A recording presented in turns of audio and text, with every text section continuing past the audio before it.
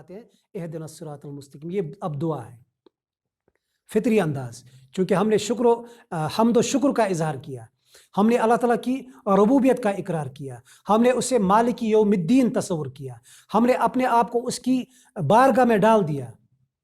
ہم نے اقرار کیا کہ ہم عبادت بھی آپ ہی کی کریں گے، ہم امداد بھی آپ سے ہی چاہیں گے. اب جو سب سے بڑی مدد ایک بندہ چاہتا ہے، سب سے اہم مدد ایک بندے کو جو چاہیے ہوتی ہے وہ یہ کہ اے اللہ، جس دنیا میں تم نے مجھے لا کر بسایا ہے، جس دنیا میں تم نے لا کر مجھے کھڑا کیا ہے، مجھے نہیں پتہ کہ صحیح راستہ کیا ہے، مجھے نہیں پتہ کہ کس راستے پر چل کر مجھے تمہاری خوشنودی حاصل ہوگی، مجھے نہیں معلوم کہ کن کاموں سے تم راضی ہو جاؤ گے اور کن کاموں سے تم ناراض ہو جاؤ گے. اے اللہ اہدنا الصراط المستقیم. ہم کمزور ہیں، ہم لاچار ہیں، ہم ناتواں ہیں، ہم لا علم ہے، ہمیں کسی چیز کی خبر نہیں ہے، چونکہ تم رب ہو، تم خالق ہو، تم مالک ہو، تم حاکم ہو. لہٰذا اب میرا سوال یہ ہے، سب سے اہم اور سب سے ابتدائی سوال جو اللہ تعالیٰ ایک بندے کو سکھانا چاہتا ہے، یہاں دنیا کا ذکر نہیں ہے، یہاں مال و دولت کی طلب نہیں ہے. اہدنا الصراط المستقیم، ہمیں سیدھا راستہ دکھا، سٹریٹ پاتھ جو ہوگی، جس پر تمہاری رضا ہمیں حاصل ہوگی. اور آگے جب مالک یوم الدین کے حوالے سے بات آئی کہ ایک دن آئے گا جب ہم آپ کی بارگاہ میں کھڑے ہوں گے، تو وہاں پہ ہمیں آپ کی ناراضگی حاصل نہیں ہونی چاہیے، وہاں پہ ہمیں آپ کے غصے کا منہ نہ دیکھنا پڑے. ہمیں وہ راستہ دکھا جو بالکل سیدھا ہو، جو بالکل سچا ہو، جس پر آپ کی خوشنودی کا دار و مدار ہے. بندے نے دعا کی لیکن خود مطمئن نہیں ہوا، چونکہ فطری آواز اللہ تعالیٰ ہماری زبانوں پر لانا چاہتے ہیں. اہدنا الصراط المستقیم کہہ کر بات چل سکتی تھی، اہدنا الصراط المستقیم ہی کہہ کر بات مکمل ہو سکتی تھی، لیکن انسان خائف ہے. غور و فکر کے بعد بار بار غور و فکر کی تلقین ہو رہی ہے، چونکہ ہم دیکھتے ہیں ہم سے پہلے بھی کچھ اقوام گزر چکی ہے، ہم سے پہلے بھی کچھ لوگ گزرے ہیں جو تباہ و برباد ہوئے ہیں، جن کو اللہ تعالیٰ نے دنیا میں ہی نیست و نابود کیا اپنے عذاب کے ذریعے، جن کو اللہ تعالیٰ نے صفحہ ہستی سے مٹا دیا ہے اپنے عذاب کے ذریعے. نتیجے میں تو بندہ ڈر جاتا ہے، خوف کھاتا ہے کہ کہیں اس راستے پر چلتے چلتے میرا پاؤں پھسل نہ جائے اور مجھے پتہ ہی نہیں کہ میں صراط المستقیم پہ کھڑا ہوں یا کسی اور راہ پر جا رہا ہوں. اس لیے بندہ اب منفی انداز میں ان چیزوں کا بھی ذکر کرتا ہے. یہ بندہ اپنے دل کی جو اس کو طلب ہے اس کے لیے، ورنہ اللہ تعالیٰ عالم الغیب ہے، اس کو پتہ ہے کہ بندے کے دل میں کیا خیالات پیدا ہوتے ہیں، وہ ان کا بھی علم رکھتا ہے. لیکن چونکہ یہاں پہ الحمد جو ہے یہ دعا ہے، ایک کمزور بندے کی حیثیت سے اللہ تعالیٰ اپنے بندے کی زبان پر یہ دعا لانا چاہتے ہیں. اس کے نتیجے میں آگے ہمیں قرآن ملنے والا ہے. ہم نے دعا کی اہدنا الصراط المستقیم صراط الذین انعمت علیہم. اللہ تعالیٰ سے ہم فرماتے ہیں یا رب کہ ہمیں وہ راستہ دکھا جس پر وہ لوگ چلے ہیں جن پر تمہارا انعام ہوا ہے، جنہیں تم نے انعام کا مستحق قرار دیا ہے، جن پر تمہاری رحمت نازل ہوئی ہے. ہمیں ان بندوں کا راستہ دکھا. اللہ تعالیٰ قرآن پاک میں خود ان بندوں کا پھر ذکر کرتے ہیں کہ وہ بندے کون ہیں. من النبیین والصدیقین والشہداء والصالحین اولئک الذین انعم اللہ علیہم. اللہ تعالیٰ خود فرماتے ہیں کہ یہ وہ لوگ ہیں، صدیق ہے، شہداء ہے، نبی ہے، صالح ہے. تو اس دعا کے ذریعے ہم انہی لوگوں کی راہ چاہتے ہیں. اے اللہ ہمیں ان لوگوں کی راہ پر چلا جو انبیاء گزرے ہیں، ہمیں ان لوگوں کی راہ دکھا جو صالحین ہے، ہمیں ان لوگوں کی راہ عطا کرا جو شہداء ہے. تو یہ بندہ خود دعا مانگتا ہے. اس کے نتیجے میں اللہ تعالیٰ پھر آگے ہمیں قرآن پاک تھمائے گا. ذالک الکتاب لا ریب فیہ، یہ وہ کتاب ہے جس کی تم نے طلب کی ہے ابھی تھوڑی دیر بعد. بندہ اتنا کہہ کے بھی مطمئن نہیں ہو جاتا ہے. اہدنا الصراط المستقیم صراط الذین انعمت علیہم، اور پھر ساتھ ہی غیر المغضوب علیہم ولا الضالین آمین. لاسٹ پہ ہم آمین کے ذریعے اس دعا کا خاتمہ کرتے. اے اللہ ہمیں ان لوگوں کی راہ چلا جن پہ تمہارا انعام ہوا ہے، جن سے تو راضی ہوا ہے، جن کو تمہاری خوشی حاصل ہوئی ہے، اور ان لوگوں کی راہ نہ چلا جن پر تمہارا غضب اور جن پر جو گمراہ ہوئے ہیں. اس کے سلسلے میں مفسرین کرام نے بہت ساری چیزوں کی وضاحت کی ہے اور خود رسول اکرم صلی اللہ علیہ وسلم نے تلقین کی. حضرت معاذ کے حوالے سے جو حدیث نسائی ابو داود وغیرہ میں ملتی ہے کہ حضرت معاذ نے رسول اکرم صلی اللہ علیہ وسلم نے حضرت معاذ کو ایک دعا سکھائی. اے معاذ اس دعا کو حضر جان بناؤ، یعنی جب بھی اللہ تعالیٰ کے سامنے بیٹھو گے، جب بھی اللہ تعالیٰ سے کچھ مانگنے کی طلب کرو گے تو یہ دعا ضرور دہرانا، اللہم اعنی علی ذکرک و شکرک و حسن عبادتی۔ یہ 3 چیزیں یہی اہدنا صراط المستقیم سے تعلق رکھتی ہے، چونکہ شیطان نے اللہ تعالیٰ سے یہ وعدہ لیا ہے کہ قیامت تک مجھے مہلت ملے گی، اور ابلیس نے اعلان کیا، وہیں پہ اپنی ساری پالیسی کو ڈکلیئر کیا کہ میں کیسے اللہ تعالیٰ کے بندوں کو اس کے صراط المستقیم سے ہٹا لوں گا۔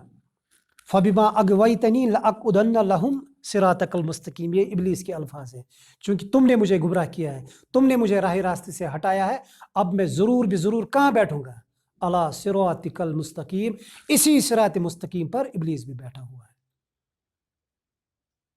اسی صراط المستقیم پر اس نے گات لگائی ہے، اسی لیے اللہ تعالیٰ فرماتے اہدنا الصراط المستقیم، ہمیں سیدھا راستہ دکھا،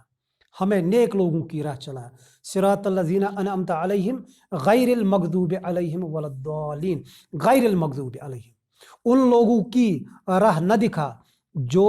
گمراہ ہوئے ہیں، جو جن پر تمہارا غضب ہوا ہے، اور غضب کن پر ہوا؟ مغضوب علیہم، یہ معروف ہے ہمارے ہاں کہ اس سے مراد یہود ہے، ولا الضالین، اور گمراہ کون ہوئے ہیں؟ وہ نصارہ ہوئی ہے۔ ان آیات مبارکوں کو اگر عام ہی رکھیں، یعنی حضرت آدم علیہ السلام سے لے کر آج تک جتنے بھی لوگوں کو ان کے اعمال کی وجہ سے تمہارے غضب کا شکار ہونا پڑا، اے اللہ ہمیں اس راہ پر نہ چلانا، ہمیں وہ راہ نہ دکھانا، اے اللہ حضرت آدم سے لے کر اس وقت تک جتنے بھی لوگ گمراہ، چاہے وہ عیسائی تھے، چاہے وہ یہودی تھے، چاہے وہ مشرکین ہیں، چاہے وہ مجوسی ہے، چاہے وہ منافقین ہیں، ایک بندہ جب اس انداز میں اپنے دل کی فطری آواز سن کر اللہ تعالیٰ کی بارگاہ میں یہ دعا لے کر حاضر ہوگا، یہ دعا لے کر حاضر ہوتا ہے، تو یقیناً اللہ تعالیٰ وہ کتاب ہدایت اس کو جواب میں عطا فرماتا ہے، جس کے لیے آگے ہی ہدی للناس کے الفاظ بیان ہوئے ہیں۔ ذالک الکتاب کا اشارہ اسی طرف ہے، تم نے دعا مانگی، لو یہ ہم تمہیں کتاب دے رہے ہیں، اب جو صراط المستقیم ڈھونڈنی ہے اس کتاب پہ چل کر وہ صراط المستقیم ڈھونڈو، تم نے جو راہ حق کی طلب کی ہے، یہ کتاب ہے جو میں نے نازل کی ہے اس راہ حق کے لیے جو تم نے طلب کی ہے، ولضالین، گمراہ بھٹکے ہوئے لوگ۔ یہ پرٹیکولر صفت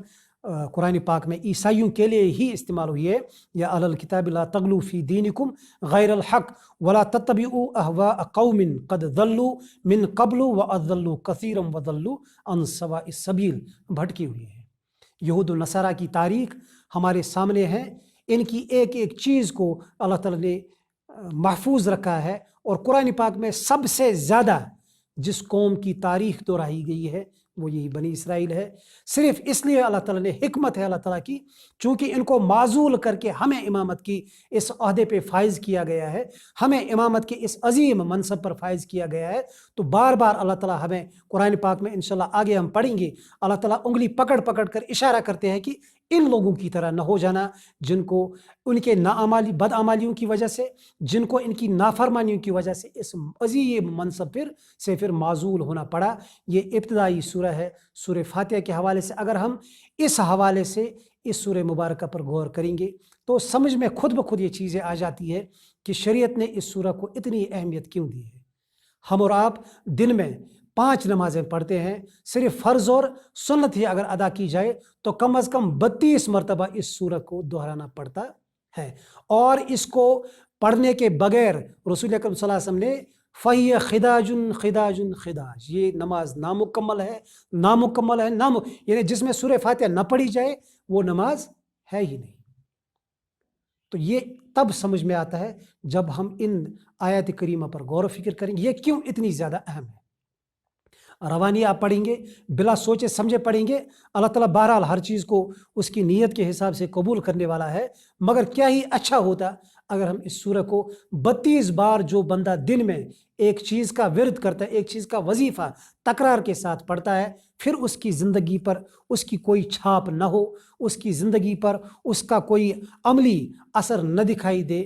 تو یہ منافقت ہو سکتی ہے، یہ ایمان نہیں ہو سکتا ہے۔ یہ اثرات اگر آپ ہماری زندگی میں اس سورہ کے پڑھنے کے بعد ہم بار بار اللہ تعالیٰ سے 32 بار ہم اللہ تعالیٰ کو دن میں کہتے ہیں نوافل کے بغیر،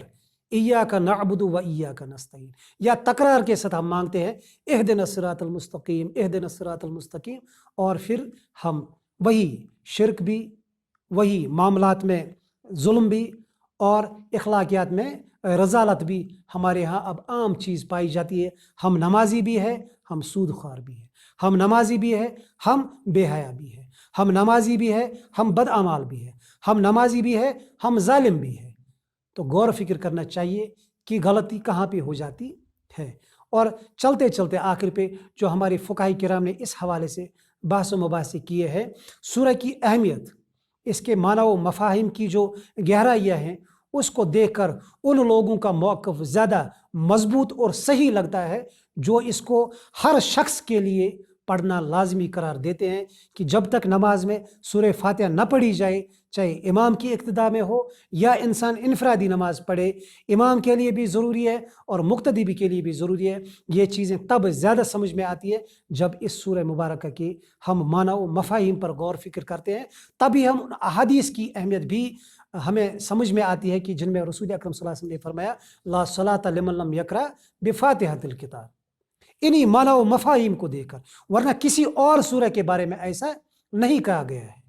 फ़क़रऊ मा तयस्सरा माका मिनल कुरान, कुरान का हुक्म है, लेकिन रसूल अकरम सल्लल्लाहु अलैहि वसल्लम ने तख़सीस की, सूरह फातिहा की। क्यों? ताकि एक बंदे के जहन में हमेशा ये मुस्तहज़र रहे कि मैं बंदा हूँ, मैं किसी हस्ती के सामने हूँ जिसके सामने मैंने अपने जबीन नियाज झुकाई है, जिसके सामने मैंने दस्ते सवाल दराज किया है। बंदे को ये एहसास होना चाहिए, बंदे को ये फ़िक्र होनी चाहिए। बंदा शऊरी तौर से इस दुआ को जितनी बार दोहराएगा अल्लाह ताला की बारगाह में उतनी ही ज़्यादा रहमत का मुस्तहिक हो जाएगा। जब हमने